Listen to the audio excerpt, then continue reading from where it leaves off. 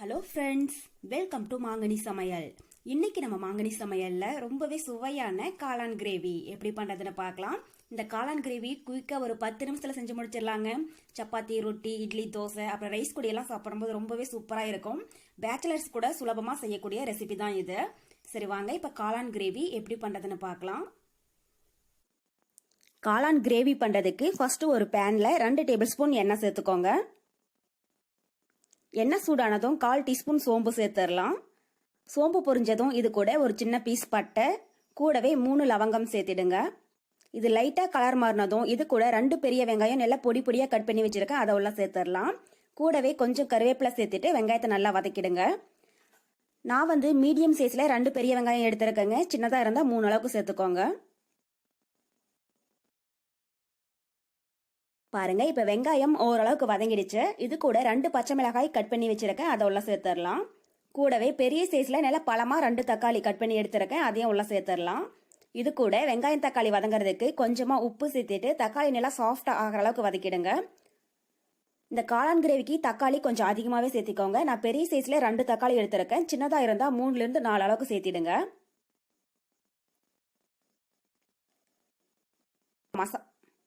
இப்ப வெங்காயம் தக்காளி நல்லா வதங்கிடுச்சு. இது கூட 2 டீஸ்பூன் இஞ்சி பூண்டு விழுது சேர்த்திட்டு அதனுடைய பச்சை ஸ்மெல் போற அளவுக்கு வதக்கிடுங்க. இஞ்சி பூண்டை ரொம்ப நைஸா அரைச்சி சேர்க்க வேண்டாங்க. இது மாதிரி 1-2 தட்டி சேர்த்திக்கோங்க. சாப்பிடும்போது டேஸ்ட் ரொம்பவே நல்லா இருக்கும்.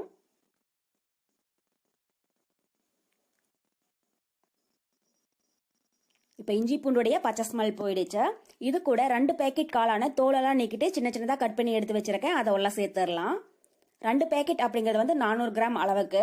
தோலெல்லாம் நீக்கிட்டு சேர்த்திக்கோங்க. அப்பதான் காளான் கிரேவி ரொம்பவே டேஸ்டியா இருக்கும். காளானும் நல்லா சாஃப்டா வெந்து வரும். பாருங்க, இப்ப காளான் நல்லா வதங்கி தண்ணி பிரிஞ்சு வர ஆரம்பிச்சிடுச்சு. நம்ம தண்ணி எதுவும் சேர்க்கலைங்க. காளானு நல்லா இது மாதிரி தண்ணி விடும். இப்ப இது கூட நம்ம மசாலா பொருள் எல்லாம் சேர்த்திடலாம். 1/4 டீஸ்பூன் மஞ்சள் தூள், காரத்துக்கு 2 டீஸ்பூன் மிளகாய் தூள். நம்ம ஏற்கனவே பச்சை மிளகாய் சேர்த்திருக்கிறதுனால மிளகாய் தூள் காரத்துக்கு தகுந்த அளவுக்கு சேர்த்துக்கோங்க. இது கூட 2 டீஸ்பூன் தனியா தூள், அப்புறம் 1 டீஸ்பூன் கரம் மசாலா. கரம் மசாலா நான் ஃப்ரெஷ்ஷா வீட்டில் அரைச்சது தாங்க. அதோட லிங்க் கீழே டிஸ்கிரிப்ஷன் பாக்ஸ்ல கொடுத்துருக்கேன், நீங்க பாத்துக்கோங்க. அப்புறம் கூடவே கொஞ்சமா உப்பும் சேர்த்துட்டு இந்த மசாலாவுடைய பச்சை ஸ்மெல் போற அளவுக்கு நல்லா வதக்கிடுங்க. உப்பு நம்ம ஃபர்ஸ்டே வெங்காயம் தக்காளி வதக்கிற போதே கொஞ்சம் சேர்த்திருக்கோங்க. இப்ப அளவா சேர்த்திக்கோங்க.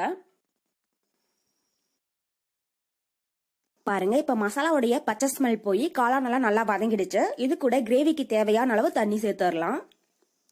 உங்களுக்கு கிரேவி எந்த அளவுக்கு திக்னஸா வேணுமோ அதுக்கு தகுந்த மாதிரி நீங்க தண்ணி சேர்த்துக்கோங்க. நான் 1 கப் அளவுக்கு தண்ணி சேர்த்திருக்கேன். உங்களுக்கு கிரேவி இன்னும் அதிகமா வேணும் அப்படின்னு நினைச்சீங்கன்னா 1/4 கப் அளவுக்கு தேங்காய் துருவல் அரைச்சி சேர்த்திக்கோங்க. கிரேவியும் கொஞ்சம் அதிகமா கிடைக்கும், டேஸ்டும் நல்லா இருக்கும். ஒரு டைம் லைட்டா கலந்து விட்டுட்டு உப்பு காரம் பார்த்துட்டு பத்தலைன்னா சேர்த்திடுங்க. இப்ப கடாயோடைய மூடி போட்டு மூடி வச்சிடலாம். மீடியம் ஹீட்ல ஒரு 10 நிமிஷம் இருக்கட்டும். 10 நிமிஷத்துக்கு அப்புறமா ஓபன் பண்ணி பார்க்கலாம். அப்பப்ப இடையில ஓபன் பண்ணி கிளறி விடுங்க, அப்பதான் அடி பிடிக்காம இருக்கும். ஒரு 10 நிமிஷம் இருக்கட்டும். இப்ப 10 நிமிஷம் போல ஆகிடுச்சு. மூடி ஓபன் பண்ணி பார்க்கலாம். பாருங்க, கிரேவி நல்லா திக்காயி எண்ணெய் பிரிஞ்சு வர ஆரம்பிச்சிடுச்சு. கடைசியா பொடி பொடியா கட் பண்ண கொஞ்சம் மல்லியில தூவி விட்டுட்டு ஒரு டைம் லைட்டா கலந்து விட்டுட்டு ஸ்டவ் ஆஃப் பண்ணிடலாம். கிரேவி இந்த அளவுக்கு கொஞ்சம் திக்னஸா இருக்கிற மாதிரி பாத்துக்கோங்க. அப்பதான் சப்பாத்தி, ரொட்டி, இட்லி, தோசை, ரைஸ் கூட எல்லாம் தொட்டுக்கிறதுக்கு கரெக்டா இருக்கும். இப்ப இந்த ஸ்டேஜ்ல நம்ம ஸ்டவ் ஆஃப் பண்ணிடலாம். நம்ம இப்போ ரொம்பவே டேஸ்டியான காளான் கிரேவி ரொம்ப ஈஸியா தயாராயிடுச்சு.